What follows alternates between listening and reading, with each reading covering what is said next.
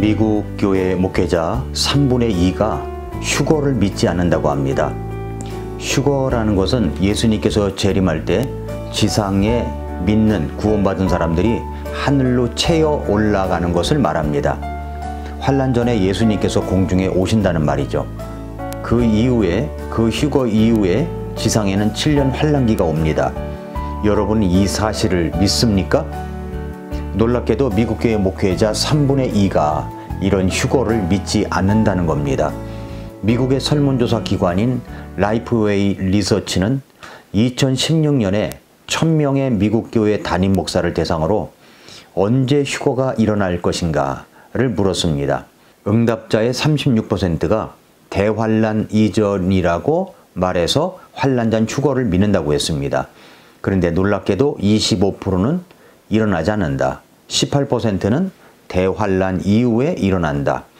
그리고 4%는 진노 전, 그리고 진노 중, 1%는 이미 이루어짐, 8%는 모른다.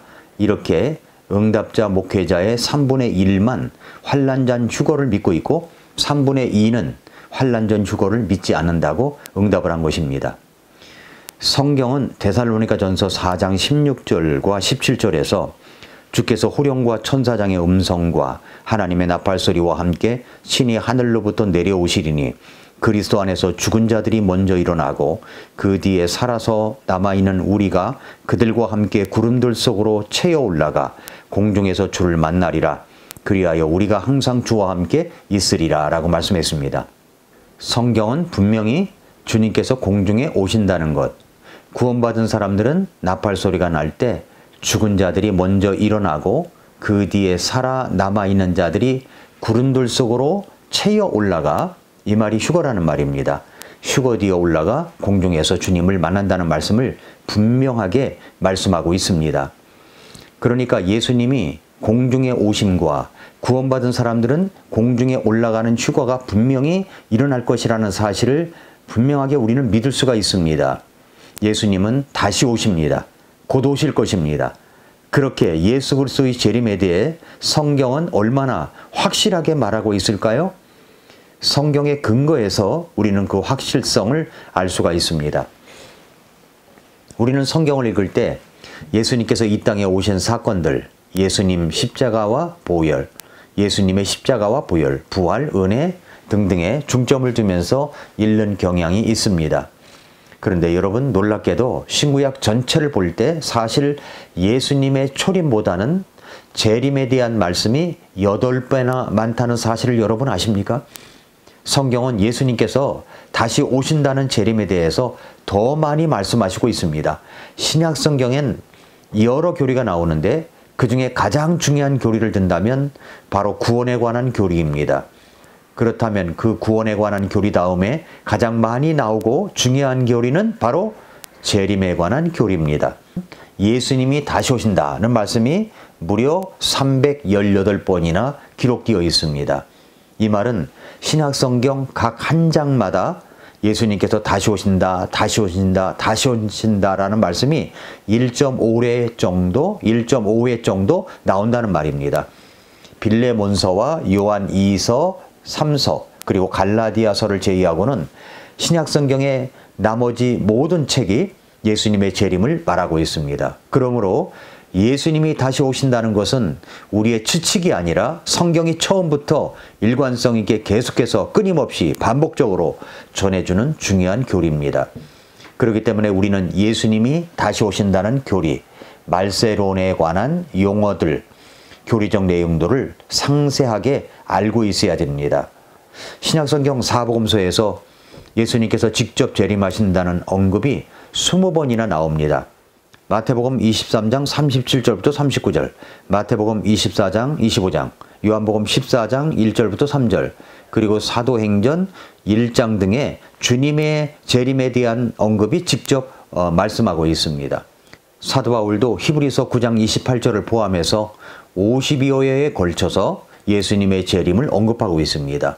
성경의 맨 마지막 책인 요한계시록 책 전체가 예수님의 재림 이야기를 담고 있는 책이고 마지막 장인 22장 마지막 구절 중 하나인 20절 역시 예수님께서 다시 오신다는 확실성을 기록하고 있습니다. 이것들을 증언하신 분께서 이르시되 내가 반드시 속히 가리라 하시는도다.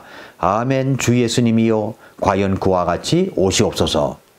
그러므로 예수님께서 재림하신다는 이야기는 논쟁의 대상이 아닙니다. 이것은 확신의 대상입니다. 따라서 예수님의 재림이 있다 없다를 논하는 것은 이미 기독교를 벗어난, 성경을 벗어난 이야기라는 것을 우리가 알고 있어야 됩니다.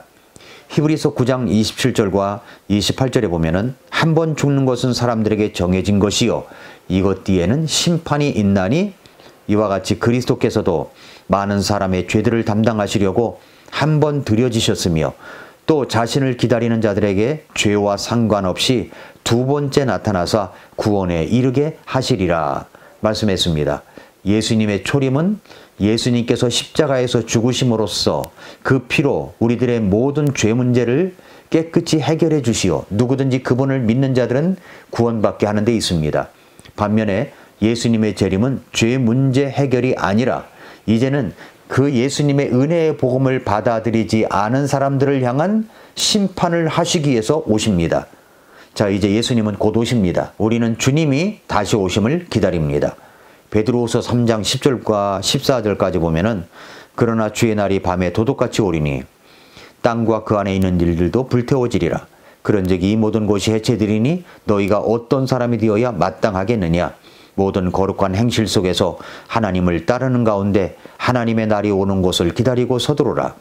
그러므로 사랑하는 자들아 너희가 그러한 것들을 기다리나니 너희가 점도 없고 흠도 없이 화평 중에 그분께 발견되도록 힘쓰라.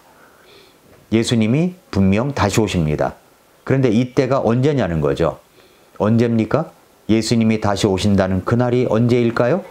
성경은 그날과 그때는 아무도 모른다고 말씀합니다. 예수님께서도 아버지만 하신다고 했습니다. 그러니 그 날짜를 이야기하면 그 사람은 이단입니다. 그런 이단들이 종종 나타납니다. 그날과 그 시는 알 수가 없습니다. 그러나 예수님이 곧 오실 것이라는 징조는 알 수가 있습니다. 무엇을 보고 알 수 있습니까? 여러 징조 가운데 우리 예수님께서 말씀하신 징조는 바로 이스라엘의 회복이라는 겁니다. 이스라엘의 회복, 무슨 말입니까? 이스라엘의 회복을 보면 예수님의 재림의 징조를 알 수 있다니요. 그게 무슨 말이죠? 우리는 역사적으로 거슬러 올라가서 하나님께서 창세기 12장 15장에서 아브라함을 부르시는 내용 속에서 아브라함의 씨를 하늘의 별들처럼 많게 하시고 그들에게 아브라함이 거하던 땅, 가나안 땅, 팔레스타인 땅을 영원토록 주시겠다고 친히 약속해 주신 말씀이 있다는 것을 알 수가 있습니다. 그러나 이스라엘은 지난 2500년 동안 나라를 잃고 온 세상으로 떠돌아다니는 집시 생활을 했습니다. 그러다가 1948년 5월에 자기들 땅으로 돌아가 나라를 세웠습니다. 놀라운 것은 구약 성경에서 이스라엘이 나라를 잃고 떠돌아다니다가 하나님의 전적인 은혜로 그들의 땅으로 돌아가 나라를 세우는 때가 곧 주님이 재림하시는 때라고 분명하게 말씀하고 있다는 겁니다. 구약 성경 이사야 11장 11절과 12절에 보면은 메시아 통치가 이루어지는 재림의 때에 그날에 주께서 다시 자신의 손을 두 번째 세우사 자신의 백성 중에서 남은 자들 곧 남겨질 자들을 되찾으시되 이스라엘의 쫓겨난 자들을 모으시며 유다의 흩어진 자들을 땅의 사방으로부터 함께 모으시리라. 우리는 이스라엘의 회복을 분명히 보았습니다. 역사적으로 보았죠.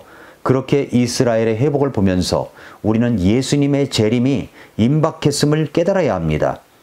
1967년 6월에 이스라엘은 6.1 전쟁을 합니다. 그때의 구 예루살렘, 즉 솔로몬의 성전터가 있는 구역을 탈환해 버렸습니다. 그렇게 하여 곧 성전을 지으려고 하고 있죠. 이것을 보면서 우리는 예수님의 재림이 바로 문 앞에 있다는 것을 기억해야 합니다. 그런데 천주교회와 소위 개신교, 프로테스탄트 교회들은 신약의 교회가 구약의 이스라엘을 대체했다고 가르치면서 이스라엘의 회복을 대수롭지 않게 여기고 있습니다. 이것을 이스라엘의 대체 신학이라고 부르는데 이것의 핵심은 뭐냐면 신약 시대의 성도들이 영적인 이스라엘로서 구약의 이스라엘의 복과 약속들을 대신 차지한다는 것을 말합니다.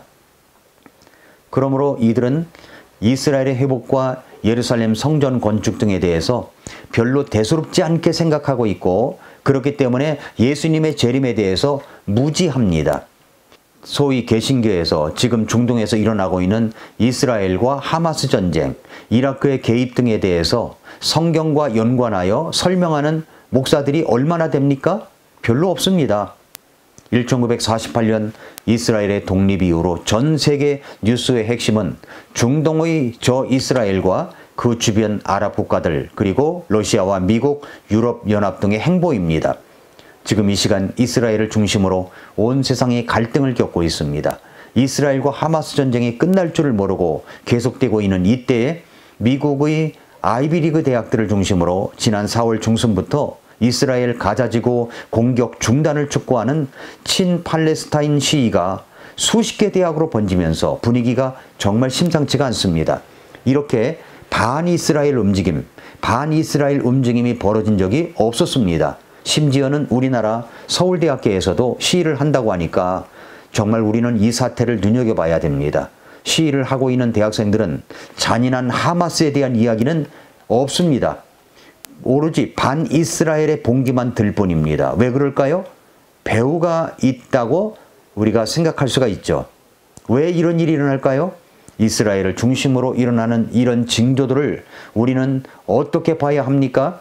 그것은 예수님께서 곧 오실 때가 되었다는 사실을 반영해주고 있다는 것입니다. 이 사실을 아는 사람이 얼마나 되겠습니까?